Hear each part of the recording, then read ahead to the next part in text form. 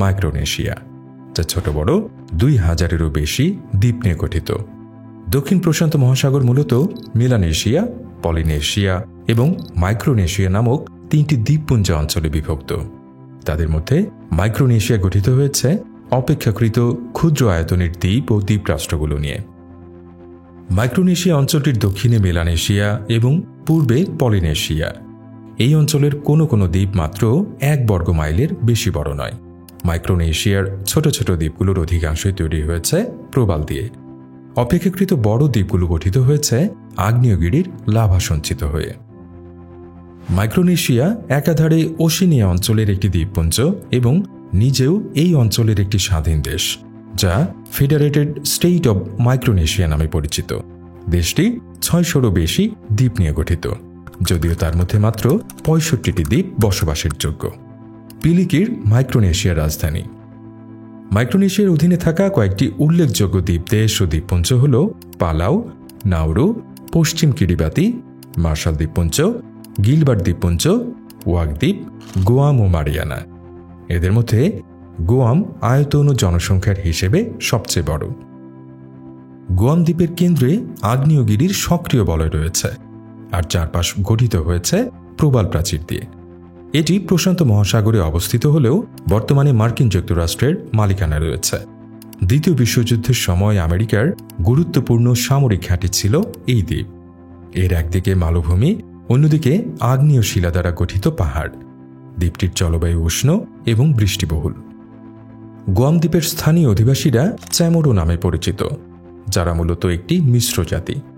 চ্যামোরো ছাড়াও এখানে বাস করে কোরিয়ান, ফিলিপিনো, জাপানিজ, চাইনিজ এবং ইউরোপীয়রা। অধিবাসীরা মূলত ক্যাথলিক খ্রিস্টান, তবে কিছু প্রোটেস্ট্যান্ট খ্রিস্টান ও স্থানীয় ধর্মের অনুসারীও রয়েছে। অধিবাসীরা চ্যামোরো ও ইংরেজি ভাষায় কথা বলে। গোয়াম দ্বীপের অর্থনীতি মূলত আমদানি নির্ভর। স্থানীয় কাঁচামাল রপ্তানি করে বিনিময়ে আমেরিকা ও জাপান থেকে খাদ্যদ্রব্য ও চামড়াজাত পণ্য আমদানি করে থাকে। এছাড়া পোল্ট্রি শিল্প এবং খনিজ তেল পরিশোধন শিল্প থেকেও আয় করে থাকে। তবে পর্যটন গোয়ামের আয়ের অন্যতম প্রধান উৎস। প্রায় 10 লক্ষের মতো পর্যটক প্রতি বছর ঘুরতে যান গোয়ামে। মার্কিন যুক্তরাষ্ট্রের অধীনে থাকায় গোয়ামের সংস্কৃতিতেও দেশটির প্রভাব লক্ষণীয়। গড়ে উঠেছে আমেরিকার মতো বিলাসবহুল শপিং মল, পার্ক ও সিনেমা থিয়েটার। এমনকি আমেরিকার সরকারি ছুটির দিন অনুযায়ী এখানে ছুটির দিন হিসেব করা হয়। গোয়াম ছাড়াও মাইক্রোনেশিয়ার ওয়াক দ্বীপ এবং মারিয়ানা দ্বীপ আমেরিকার অধীনে রয়েছে। মারিয়ানা দ্বীপ পর্যটনের জন্য সুপরিচিত। মূলত জাপান ও আমেরিকা থেকে পর্যটকরা এই দ্বীপে বেড়াতে আসেন। সাইপান, রোচা ও তিনিয়ান এই দ্বীপের প্রধান বন্দর নগরী ও পর্যটন আকর্ষণ।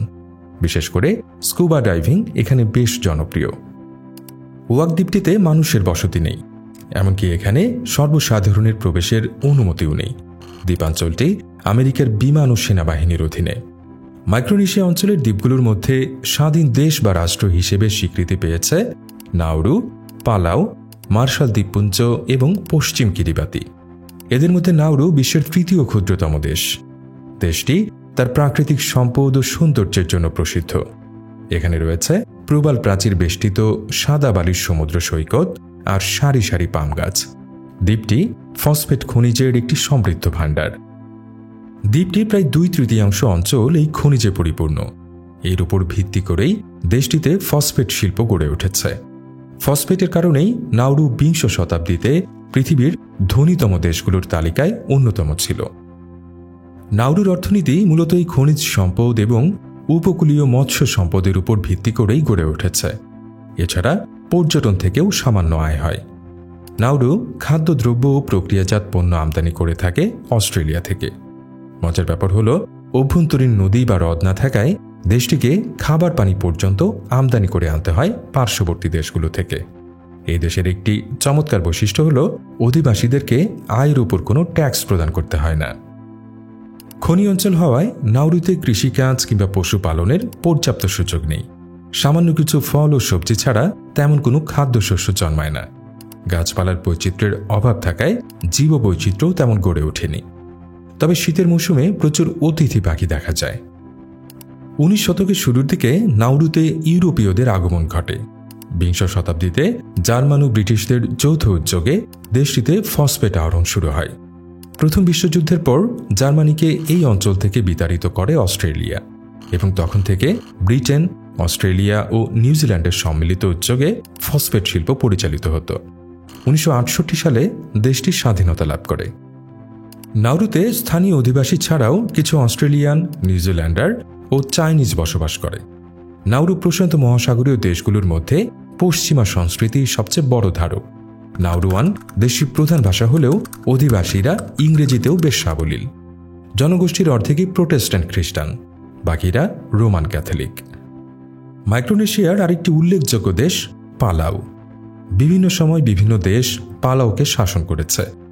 ব্রিটিশরা প্রথমে এই দ্বীপ দখল করলেও পরবর্তীতে স্প্যানিশরা এখানে উপনিবেশ স্থাপন করে।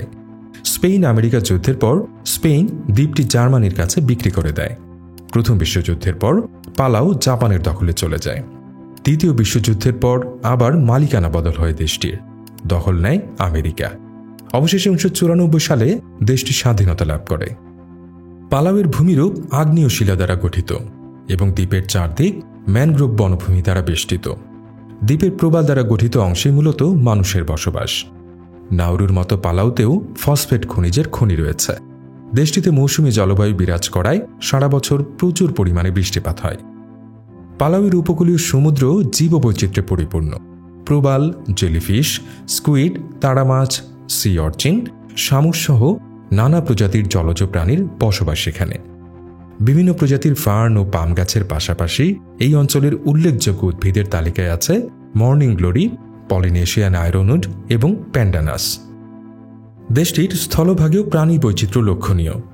এই অঞ্চলের প্রাণীদের মধ্যে লিমনোনেকটিস প্রজাতির ব্যাঙ খুবই অদ্ভুত প্রকৃতির। প্রজননের ক্ষেত্রে ব্যাঙ সাধারণত ডিম পাড়ে এবং তা থেকে ব্যাঙাচির জন্ম হয়, কিন্তু এই বিশেষ প্রজাতির ব্যাঙ ডিম পাড়ে না, বরং স্তন্যপায়ী প্রাণীদের মতো সরাসরি জীবন্ত বাচ্চা দেয়। পালাউতে স্থানীয় অধিবাসীরা মোট জনসংখ্যার প্রায় 3/4। বাকিদের মধ্যে রয়েছে আমেরিকান, ইউরোপীয় এবং এশিয়ান। পালাওয়ান, সোনসোরলিস তুবিয়ান এবং ইংরেজি দেশটির রাষ্ট্রভাষা। অধিবাসীরা প্রোটেস্ট্যান্ট ও ক্যাথলিক খ্রিস্টান। কৃষিকাজ ও মৎস্য শিকার পালাউবাসীদের মূল উপজীবিকা। মেয়েরা মূলত কৃষিকাজ করে থাকে, আর পুরুষরা উপকূলীয় মৎস্য শিকারে নিয়োজিত। টুনা মাছ এবং বস্ত্র দেশটির প্রধান রপ্তানি পণ্য। এছাড়া পর্যটনও পালাউয়ের আয়ের একটি উৎস। পালাওয়ানদের সামাজিক জীবনে দ্রব্য বিনিময় প্রথা প্রচলিত। জন্ম মৃত্যু সহ অন্যান্য অনুষ্ঠানে খাদ্যদ্রব্য ও উপহার সামগ্রী আদান প্রদান করা দেশটির একটি প্রথা বিশেষ। পালাউয়ের সমাজ ব্যবস্থা নারীতান্ত্রিক। কৃষি, ভূমির মালিকানা, উপার্জিত অর্থ, নামের পদবীর ক্ষেত্রে পরিবারের মেয়েদের অগ্রাধিকার দেয়া হয়। মাইক্রোনেশিয়ান অঞ্চলের একেবারে পূর্ব দিকে প্রবাল দ্বারা গঠিত দ্বীপপুঞ্জের নাম মার্শাল। আগ্নেয়গিরির লাভা সঞ্চিত হয়ে এই দ্বীপপুঞ্জ গঠিত হলেও বিভিন্ন স্থানে বলয় আকৃতির প্রবাল প্রাচীর রয়েছে। এগুলোকে বলা হয় অ্যাটল। আর অ্যাটলগুলোর মধ্যে যে জলাশয় তৈরি হয় তাকে বলা হয় লেগুন। এই অঞ্চলের সবচেয়ে বড় অ্যাটলের নাম কোজোলাইন অ্যাটল। এই অঞ্চলে রুটি ফল নামক এমন একটি ফলের চাষ হয় যা সিদ্ধ করে অবিকল রুটির মতো বানিয়ে খাওয়া যায়। এটি স্থানীয় অধিবাসীদের খাদ্য তালিকায় উল্লেখযোগ্য স্থান দখল করে আছে। এই অঞ্চলের অর্থনীতি কৃষিভিত্তিক। অধিবাসীরা খ্রিস্ট ধর্মের অনুসারী এবং মার্শালিজ ভাষায় কথা বলে। মার্শাল দ্বীপপুঞ্জের আয়ের প্রধান উৎস নারিকেল। এদেশে নারিকেলের শ্বাস শুকানো হয়, যা স্থানীয় ভাষায় কোপরা নামে পরিচিত। কোপরা থেকে নারিকেল তেল উৎপাদন করা হয়। দেশটির সিংহভাগ বৈদেশিক বাণিজ্য সম্পন্ন হয় আমেরিকা, অস্ট্রেলিয়া এবং জাপানের সাথে। প্রক্রিয়াজাত খাদ্য দেশটির প্রধান আমদানি পণ্য। মাইক্রোনেশিয়া অঞ্চলের আরও একটি উল্লেখযোগ্য দ্বীপ কিরিবাতি, যা গড়ে উঠেছে অ্যাটলকে কেন্দ্র করেই। সামুদ্রিক মাছ ও নারিকেল উৎপাদনের জন্য স্থানটি প্রসিদ্ধ। এমনকি স্থানীয়দের প্রধান খাদ্যই নারিকেল, সাথে রয়েছে রুটি ফল ও প্যান্ডানাস নামক একটি ফল। কিরিবাতির গ্রামীণ জীবন অনেকটা পশ্চিমা ধাঁচে গড়ে উঠেছে। অধিবাসীরা বেশ রক্ষণশীল এবং ঐতিহ্য রক্ষায় সচেষ্ট।